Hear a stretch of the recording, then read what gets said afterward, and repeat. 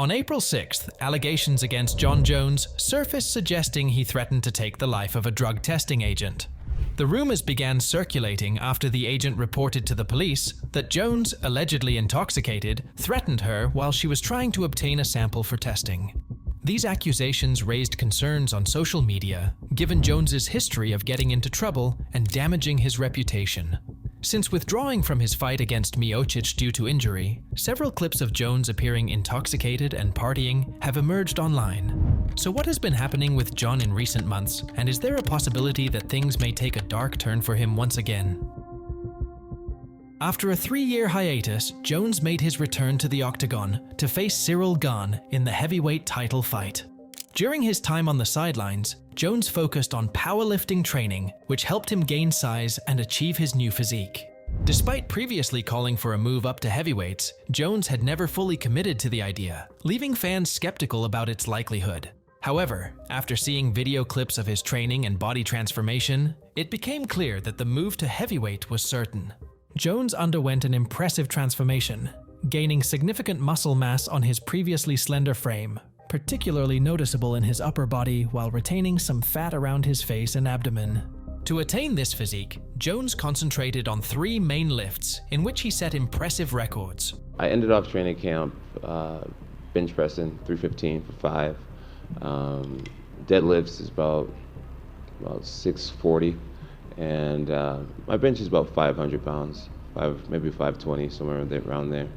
Although he didn't bulk up to the extent of fighters like Francis, his transformation provided him with the strength and size to hold his own against other heavyweights. And it's not about what you look like, it's about how you perform. And I feel like I'm performing really well.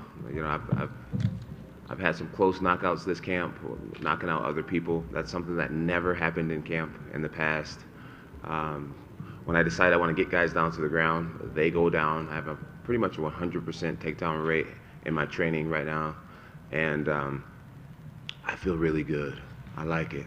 Despite opening odds placing Jones as a slight underdog at +100, they shifted in his favor as people heavily bet on him, seeing it as easy money. Fans anticipated Jones to dominate Gane, especially after witnessing Francis's ease in handling him in wrestling. However, they were surprised by how effortlessly Jones secured victory. He finished the fight in under 2 minutes and claimed the heavyweight belt, further solidifying his status as one of the greatest fighters in octagon history. You made it clear that you said you want Stipe next. A timeline? Is there anything? I mean, are you have a date circled on the calendar yet, or do you have an idea like what would make the most sense for you? I say it respectfully to Stipe. I would take time off from being a firefighter right now, and I mean that with all due respect. My whole world is going to be focused on him. This is the biggest opportunity in my life to beat the heavyweight GOAT, and I'm going to give it everything I got, absolutely everything I got. Their bout was scheduled for UFC 295 in New York City. 5 weeks before the event, rumors of Jon Jones retiring began to circulate. In a deleted Instagram post, Jones's sparring partner and one of the best ever jiu-jitsu practitioners, Gordon Ryan, posted a photo suggesting that UFC 295 would serve as a grand finale for Jones. However, even if Jones had plans to exit the sport after this fight, his retirement had to be postponed due to an injury suffered in training camp. He tore his pectoral muscle, requiring surgery and a recovery period of 9 to 12 months. But the goal is to get surgery tomorrow and get back to work as soon as possible. I guess it will be Stipe and I at a later date, and that's my plan, so. As a result of this unfortunate event, UFC arranged a fight for an interim title between Aspinall and Pavlovich, despite Stipe still being available to fight. Stipe is not fighting for an interim title. You know what I mean? I wouldn't. So Jones said, I want to fight Stipe. I said, you're fighting Stipe. You have the greatest heavyweight of all time versus the greatest mixed martial artist of all time. This is a legacy fight for both of those guys. I mean, to even call Stipe and ask Stipe to fight for an interim title is, you know, complete disrespect. In the co-main event of UFC 295, Tom Aspinall emerged victorious in a short, action-packed bout. Since winning the title, Tom has been persistently calling out Jones to fight him instead of Miocic. Ever since becoming an interim heavyweight champion, Tom has been advocating to fans and the UFC that he deserves the next title shot. You know what? As I've just said to you, when I first started this sport, me and my dad, we had this dream that I'm going to be the heavyweight champion, that I'm going to go down as the best heavyweight in history. And to be honest with you, I ain't going to let nothing or nobody hold me back. No Jon Jones, no Stipe Miocic, no Dana White, no UFC politics. One could argue that he is the rightful next contender for the title. However, Dana White promised Miocic a final shot at the title and intends to honor his word. You'll get your shot. Just wait. This fight has to happen, and then we'll figure out what's next for you. If you look at what Stipe has accomplished in the sport, what he's done, you know, where he's at in his career, he wants the Jon Jones fight, and I get it. Arguably the greatest heavyweight of all time versus the greatest mixed martial artist of all time. He wants that fight. It's a big legacy fight for both guys. You can't just, he was ready for that fight. He was, 10 days out or something. And, you know, you pull it out, now he's fighting Aspinall. He wants Jones. And Jones wants Stipe, so. Unsurprisingly, this doesn't sit well with the interim champion, as he feels like his time is being wasted. Like, my next fight has to be for the undisputed title. Why would I do otherwise? Like, let's fucking find out who the guy is. Simple as that. All this legacy fight shit, I don't understand how that can happen. Yeah, let him have a legacy fight, but why for the undisputed title? Why are you making the rest of us wait? Tom even went as far as respectfully confronting Jon at a fan meeting to ask him for a fight in person. Appreciate it. Nice to meet you, Tom. I would love to have the honor one day. I would love to have the honor. Maybe one day. Hope so, man. All the best. All the best. However, he has admitted that he may have become too emotional and should simply accept the situation and wait it out. Yeah, I was definitely feeling sorry for myself. You know, I had my little cry about it. I did a lot of complaining about it. Anyone who knows me personally knows that complaining is my forte. I like to complain, so I was a little bit of a Karen, as we say here in the UK. Despite Aspinall's frustration with Jones avoiding him, we are still awaiting any updates on Jones's return to the cage. In the meantime, news about Jones reminds us of his past troublesome behavior. Recently, a clip surfaced online showing him heckling a comedian while intoxicated. So wait, you're an audience member, right? Uh-huh. Are you a little drunk, I assume? Un poquito. Un poquito? I would say I want your her shit. I want a good white joke. Like I want a white guy to give me the best. Well, I'll do a rebuttal to Ian. It's been so many years. I want my brothers to give me a rebuttal. Jones has made multiple promises to remove alcohol from his life, acknowledging its negative impact on both his professional and personal life. Notably, during his appearance on the Joe Rogan podcast, he admitted to partying and drinking a week before fights as a mental safety net in case of defeat. 1 week before every fight, I would go out and I would get blacked out wasted. And my logic was, if this guy were to beat me somehow, I can look myself in the mirror and say that, well, I lost because I got hammered the week before the fight.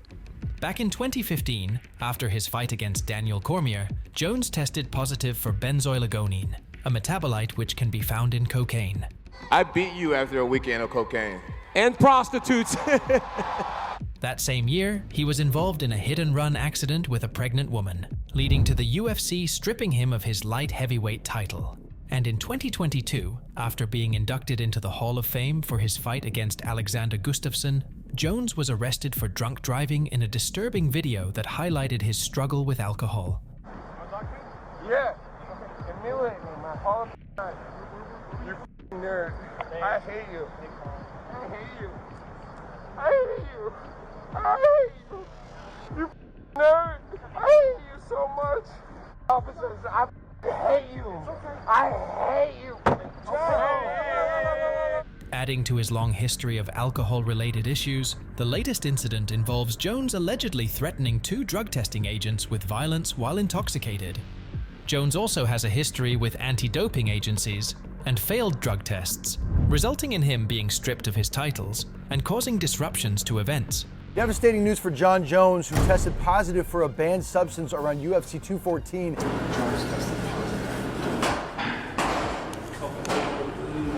The steroid use is one of the biggest asterisks to his name, which brings his GOAT status under the question. The most recent instance of Jones failing a drug test occurred in 2018, where he tested positive for 33 picograms of turinabol in his system just days before UFC 232. This forced UFC to relocate the entire event from Las Vegas to Inglewood, California, as the Nevada State Athletic Commission did not have enough time to investigate the drug test results. However, despite facing multiple failed tests, Jones has never openly admitted to taking anything illegal. Literally, if you think about the visual of a pinch of salt being thrown into an Olympic-sized swimming pool, you can't control every factor. I mean, there's a chance that your listeners or you have possibly had something in your body at one point in your life that USADA would bust you for. And then the haters are going to say, because you did steroids. And then my rebuttal, once again, will be a pinch of salt in an Olympic-sized swimming pool.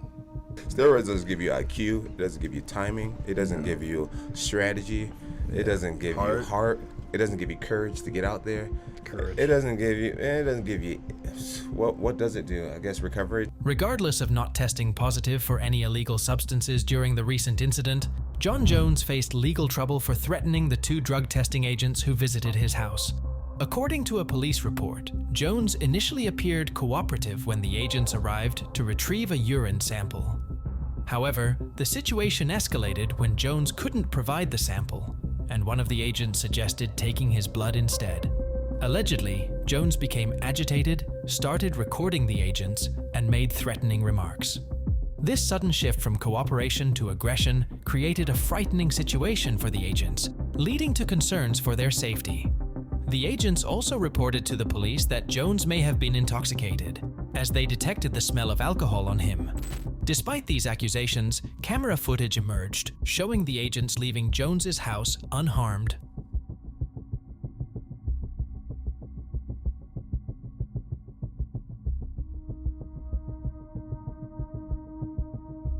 Following the incident, rumors circulated about Jones's alleged arrest by the police, but he quickly disproved them in an Instagram post. He wrote, "I want to address reports about me allegedly threatening a drug tester's life and taking a phone. I want to clarify that there is a video showing both drug testers leaving my home after the testing session, where we exchanged a high five and a hug. Although I was frustrated with the unprofessionalism and used profanity out of frustration, it ended friendly and amicably, nothing threatening at all. I was actually celebrating a friend's birthday party at my home, and I believe it's perfectly normal to celebrate in the comfort of my own home. I must say, this particular tester behaved quite unprofessionally and even breached standard protocol along with high PA laws. Throughout my 20 years of being subjected to drug tests, I have never encountered such an incident with a DCO officer before. The investigation is still ongoing, and Jones has not been charged with anything thus far. Prior to this, there was speculation of UFC trying to get Jon on the 300 card, which will now feature Pereira versus Hill instead. However, the topic that has stirred up a lot of controversy around the card is the inclusion of the new prospect Bo Nickel on the main card, placing him above 6 former champions. So check out my breakdown on what makes UFC and odds makers so confident about his success inside the cage.